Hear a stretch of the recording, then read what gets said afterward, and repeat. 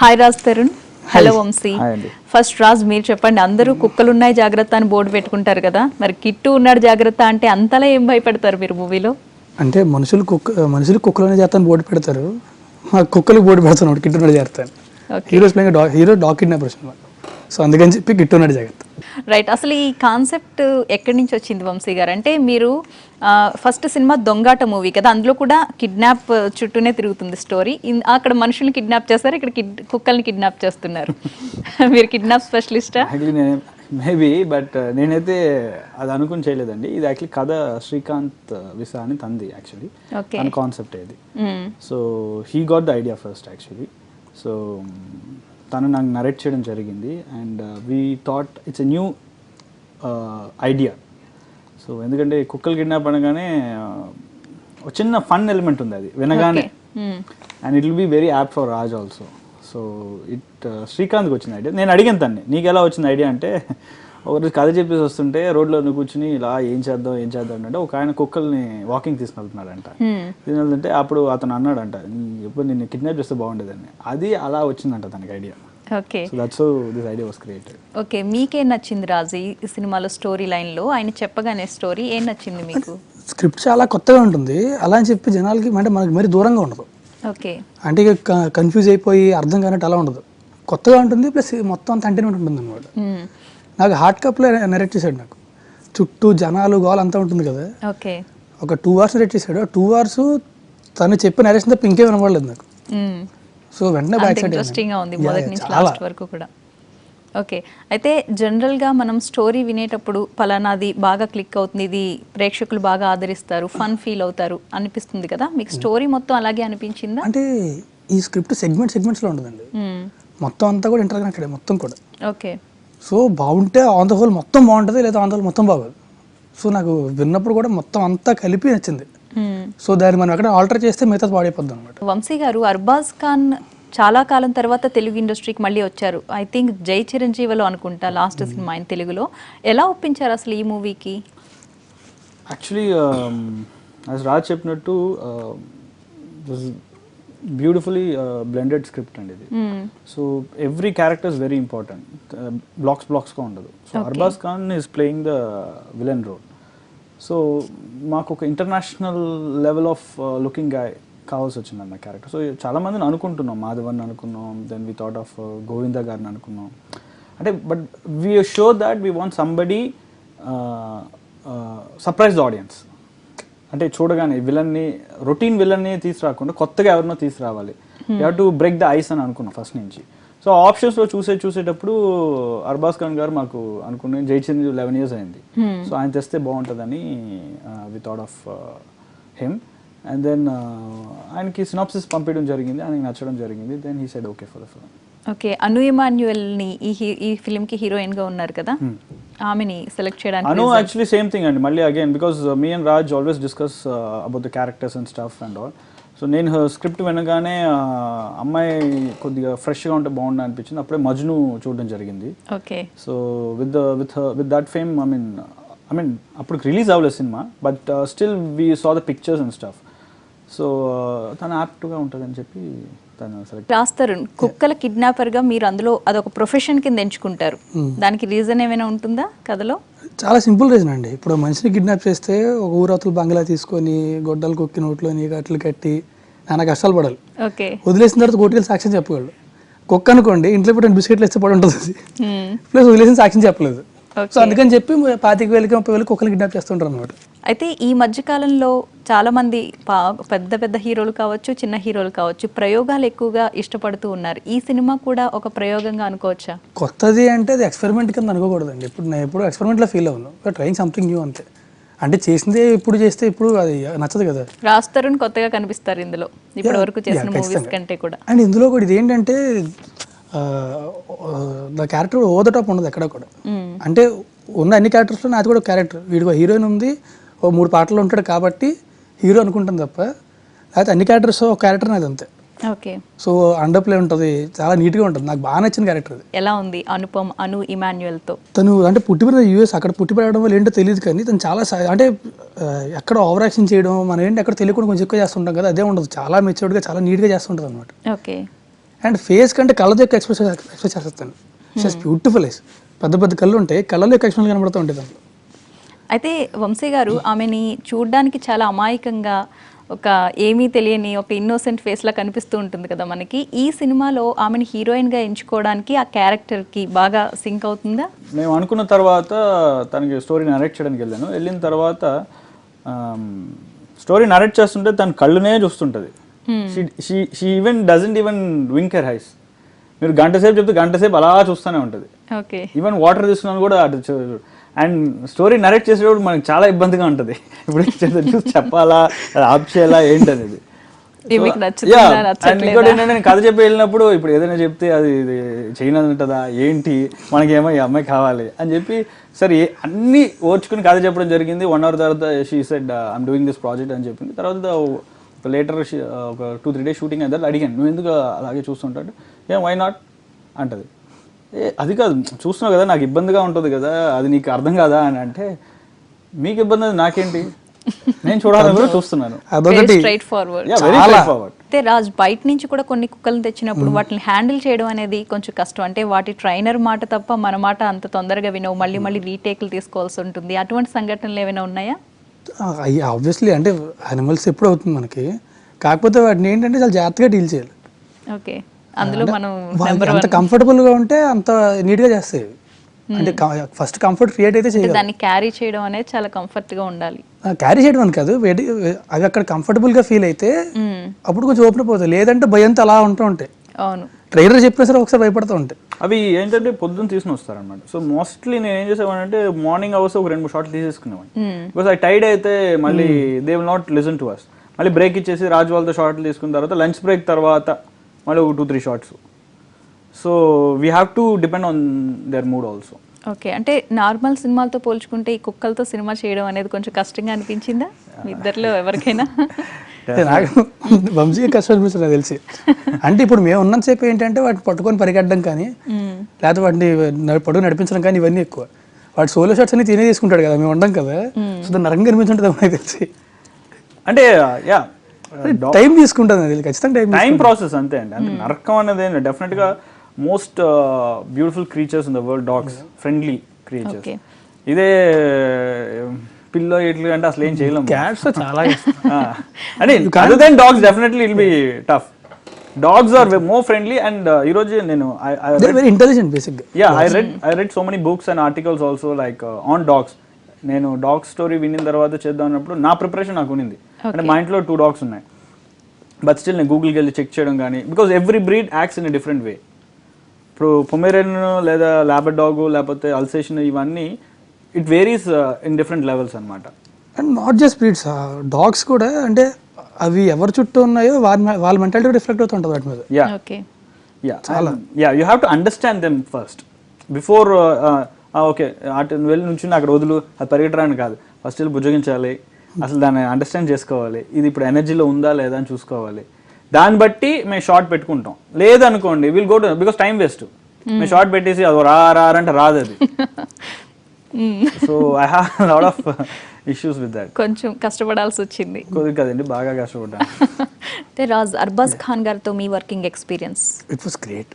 ఆయన అంటే ఫస్ట్ కొంచెం అనుకున్నా ఆయన ఏంటో సీరియస్గా ఉంటారేమో, ఇలా ఉంటారేమో, అలా ఉంటారేమో అని. అంటే ఆయన సెన్స్ ఆఫ్ హ్యూమర్ చాలా ఎక్కువ ఉంటుంది ఆయనకి. Has a great sense of humour. And చాలా డౌన్ టు ఎర్త్, చాలా సింపుల్గా ఉంటారు ఆయన. అందరితో ఈజీ కలిసిపోతారు, ఉన్నంతసేపు నవ్విస్తూ ఉంటారు. అండ్ చాలా మంచి మనిషి బేసిక్గా. Is very good at heart. So had a great time. And ఆయన కష్టపడతారు అంత, అంటే అంత వర్క్ చేసిన అవసరం ఉండదు. ఆయన డైలాగ్స్ చదువుకొని, ఆయనే డైలాగ్స్ చెప్తారు తెలుగులో, చదువుకొని చెప్తారు ఆయన. అండ్ ముందే ప్రిపేర్ అవుతారు. ఈ was great working with actually. Okay. అయితే ఒక మూవీ హిట్ అయినప్పుడు వరుసగా మనకి ఆఫర్స్ వస్తూ ఉంటాయి, చాలామంది వచ్చి కథలు వినిపిస్తూ ఉంటారు, చాలామంది అడుగుతూ ఉంటారు. మీరు ఏ విధంగా చూస్ చేసుకుంటారు ఒక సినిమాని సెలెక్ట్ చేసుకునేటప్పుడు? నాకు ఫస్ట్ స్క్రిప్ట్ అండి. ఫస్ట్ స్క్రిప్ట్ ఇంపార్టెంట్ నాకు. అంటే స్క్రిప్ట్ విన్నప్పుడు నేను అంటే ఇది ఈ సినిమా హిట్ అవుతుంది, ఈ సినిమా హిట్ అవుతుంది అని ఎవరికి తెలియదు రిలీజ్ అయ్యేదాకా, ఎందుకంటే అది జనాల చేతిలో ఉంటుంది. బట్ స్క్రిప్ట్ విన్నప్పుడు నేను ఎక్సైట్ అయ్యి నాకు చేయాలనిపించింది అంటే I do it. Okay. So నాకు అది ఫస్ట్ అది ఇంపార్టెంట్. అలా మీ లాస్ట్ మూవీకి ఈ మూవీకి మధ్యలో ఎన్ని సినిమాలు విన్నారు కథలు? నేను బేసిక్గా ఏంటంటే ఫ్రీగా ఉన్నప్పుడు కనీసం రోజు 2 కథలని వింటాను. నాకు చాలా చాలా ఎక్కువ నేను. అండ్ ఎవరైనా చెప్తాను అంటే ఇప్పుడు ఏంటంటే ఐమ్ డూయింగ్ 3 ఫిల్మ్స్, దీని తర్వాత ఇంకో 2 సినిమాలు ఉన్నాయి కాబట్టి ఇప్పుడు ఏంటి చాలా తక్కువ వింటున్నా సెలెక్టివ్గా. లేదంటే ఎవరు చెప్తానే వినేస్తాను నేను. స్క్రిప్ట్ అంటే తెలియదు కదా ఏది బాగుంటుందో, ఎవరి దగ్గర ఏది ఉంటుందో. ఓకే. సో ఎవరు చెప్తానే వింటా. చాలా గ్యాప్ వచ్చింది కదా దొంగాట సినిమా తర్వాత మళ్ళీ ఈ మూవీ చేయడానికి, మళ్ళీ సేమ్ అదే కిడ్నాప్ స్టోరీతో మనుషులు కుక్కలు అంతే డిఫరెన్స్. యాక్చువల్లీ దొంగాట అయిన తర్వాత వేరే జానర్ అనుకున్నానండి, because I don't want stick to one genre. So అంటే ఒక 3 months పాటు స్క్రిప్ట్ అంతా అయిపోయింది, అది 3 to 4 months అయింది. సో లైన్ సర్కుని ఇంకా స్టార్ట్ చేద్దాం అన్నటప్పటికి ఐ వాజ్ లిటిల్ డిస్కషన్స్ అన్నీ జరిగేటప్పటికి నాకు ఈ ఆఫర్ వచ్చింది. ఈ ఆఫర్ అనిల్ గారు, అదే రాజారామేంద్ర అన్న ఫోన్ చేసి ఇలా ఉంది చేస్తామంటే ఫస్ట్ హీరో ఎవరని అడిగా. అయితే రాజ్ తరుణ్ అన్న. బికాజ్ రాజ్తో అప్పుడే నేను సినిమా చూపిస్తాము అది చూడడం జరిగింది. I love this energy. So because every director if they have really good actors, మంచి యాక్టర్స్ దొరికితే we can portray whatever we wanted. So నాకు రాజ్ ఆ సినిమా చూడగానే I want work with him అని I had an thing. So అది రావడం జరిగింది. సో రాజ్ అనగానే నేను I want to listen to the script అని స్క్రిప్ట్ వినడం జరిగింది.